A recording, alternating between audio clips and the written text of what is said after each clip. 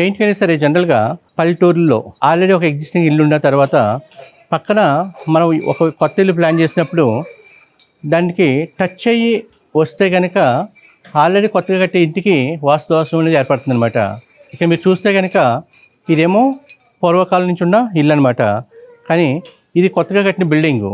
ఈ బిల్డింగ్ అనేది అనుకోకుండా దీన్ని టచ్ అవ్వడం వల్ల ఇది ఇంటికి ఆగ్నేయం పెరిగిపోయిందని చెప్తాను అనమాట.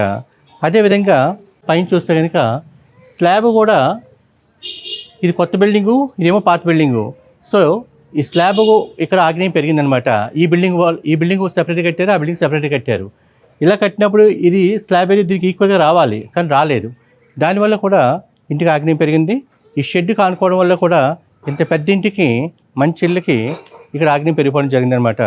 సో ఆగ్నేయం పెరిగిపోతే ఎక్కువగా లేడీస్కి ఇబ్బందులు వస్తాయన్నమాట.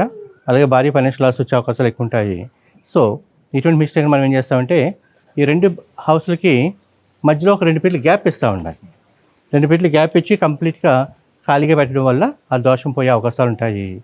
అలాగే పెరిగిన ఆగ్నేయం పోవాలి అంటే కనుక దీని స్లాబ్ ఏరియా కూడా ఎక్స్టెండ్ చేస్తాం అనమాట. అలా చేస్తే ఈ పెరిగిన ఆగ్నేయ దోషం అనేది పోతుంది.